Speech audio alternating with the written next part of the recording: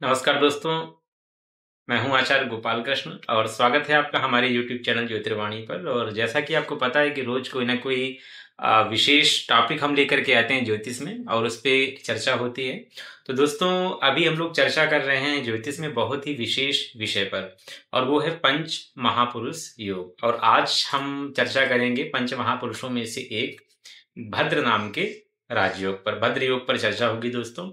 अच्छा, भद्र योग चूंकि नाम से ही आपको लग रहा होगा भद्र, हम अपने आम बोलचाल की भाषा में जब कोई एक अच्छा व्यक्ति होता है उसको बोलते हैं भद्र पुरुष, यानी सज्जन और सभ्य व्यक्ति। तो कुछ उसी ही तरह का योग है हमारा। बहुत ही विशेष वीडियो होने वाला है। पूरा वीडियो आप ध्यान से देखें, बिल्कुल भी स्किप मत करिएगा। और अगर आप भद्र योग के हैं तो आपको बहुत ही अच्छी जानकारी मिलने वाली है। तो दोस्तों, चलिए प्रारंभ करते हैं। सबसे पहले आपको मैं ये बता दूं कि जो भद्र नाम का राजयोग होता है ये बुध बनाता है।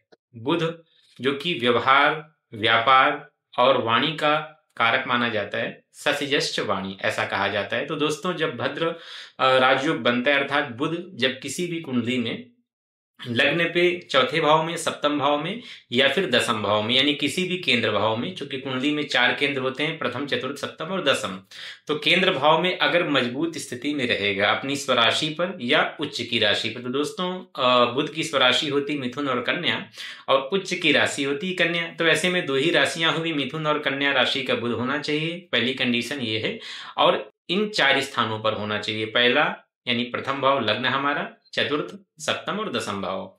तो ऐसी स्थिति में बहुत ही अच्छा विशेष फल मिलता है, क्योंकि ये जो राजयोग होता है ज्योतिष के बहुत ही विशेष राजयोगों में से एक राजयोग माना जाता है। और ये कहा जाता है कि अगर कुंडली में किसी का भद्र नाम का राजयोग बनेगा, ऐसा व्यक्ति, सबसे पहली बात तो ये है कि ऐसा व्यक्ति बोलने में अच्छा होगा। भद्र योगी भवेत् धीमान वक्ता वाग्मी जितेंद्रिय। एक तो अच्छा वक्ता होगा, जितेंद्रिय होगा और धीमान अर्थात धार्मिक स्वभाव का रहेगा, क्योंकि बुध जो है एक भगवान विष्णु का प्रतीक माना जाता है, धार्मिक माना जाता है।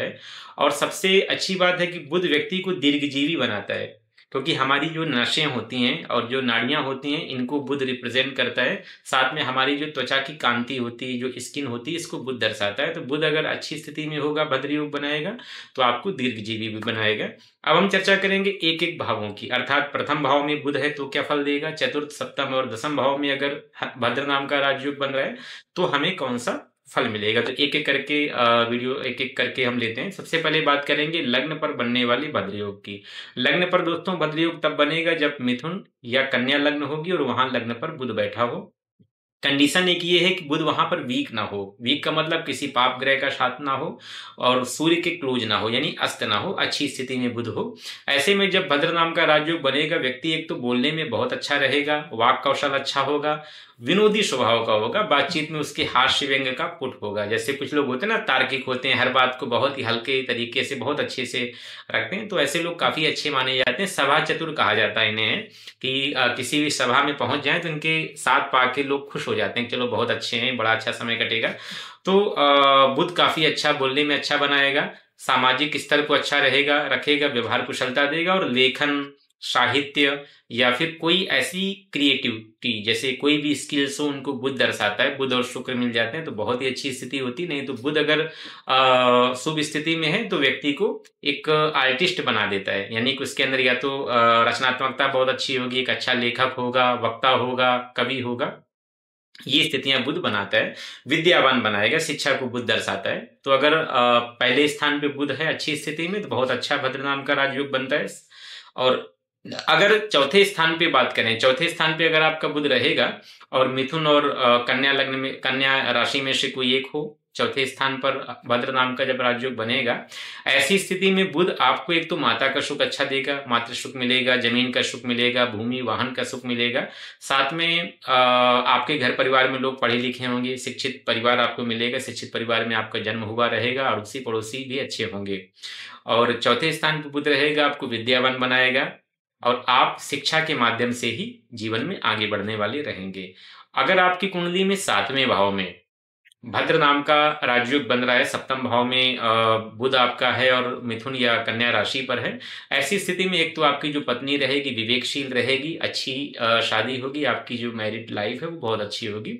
बुध व्यक्ति को सहनशील और संवेदनशीलता को भी दर्शाता है, चूंकि स्किन को बुध दर्शाता है। ऐसे में ऐसे लोग काफी एक सेंसिटिव तो होते हैं, लेकिन साथ में सामने वाले की भी बहुत अच्छी केयर करते हैं। ऐसे में जो जीवन साथी के साथ में अच्छा सामंजस्य रहेगा, मेंटल कॉम्पेटिबिलिटी जो है, लव कंपेटेबिलिटी बहुत अच्छी रहेगी और जीवन काफी अच्छा इनका कटता है। और इनकी पत्नी भी अच्छा बोलने वाली मृदु भाषणी होती है, अच्छा माना जाता है इसको। और सप्तम भाव से चूंकि लग्न पर भी बुध प्रभाव डालेगा, दसम स्थान पर केंद्रीय प्रभाव डालेगा, ऐसे में लोकप्रियता देता है, व्यापार में काफी अच्छी उन्नति देता है। अब हम बात करते हैं दशम भाव में बनने वाले भद्र नाम के राजयोग की। तो दोस्तों, जब दसम भाव में किसी कुंडली में अगर भद्र नाम का राजयोग बनेगा, निश्चित रूप से बहुत ही अच्छा राजयोग होगा। क्योंकि दसम भाव में तो आप खुद समझ सकते हैं बुध कितना अच्छा, चूंकि करियर हाउस दसम होता है और वहां पर बुध अगर कन्या या मिथुन राशि में रहेगा, तो दोस्तों सबसे अच्छी बात तो यह है कि दसम भाव में लेखक, शिक्षक, वाणी से जुड़ा काम करने वाला वक्ता, एक अच्छा कवि, ये सारी चीजों को दर्शाता है। हाँ, तार्किक होता है तो अच्छे वकील भी बुध बनाता है, ये भी एक सत्य है। क्योंकि वकालत के पेशे को शनि और बुध दर्शाते हैं, तो एक अच्छे वकील, व्यापार में किसी भी फील्ड का कोई भी व्यापार करें, व्यापार को बुध दर्शाता है, तो एक अच्छे व्यापारी होते हैं। बुध अगर दसम में रहेगा, आपको व्यापार की अच्छी समझ रहेगी, चीजों को एनालिसिस बहुत अच्छा आप करेंगे। आईटी सेक्टर की जब हम बात करें तो इंफॉर्मेशन टेक्नोलॉजी को भी बुध दर्शाता, तो आईटी सेक्टर से भी जुड़ा क्षेत्र काफी अच्छा माना जाता है। तो दसम भाव का बुध भी बहुत अच्छा होता है, बहुत अच्छी स्थिति में आपको ले जाएगा। और किसी भी फील्ड में अगर आप कंसल्टेंसी सर्विसेज देते हैं तो वो भी बुध का ही कार्य क्षेत्र होता है, क्योंकि वाणी का कारक बुध होता है, सलाह का कारक बुध होता है। तो बुध काफी अच्छे योग बनाता है, काफी जीवन को सफल करता है। आपकी किसी भी कुंडली में चारों भावों में से पहले चौथे, सातवें या दसम भाव में अगर बुध भद्र नाम का राजयोग बनाएगा, निश्चित रूप से बहुत अच्छे आपको रिजल्ट मिलेंगे।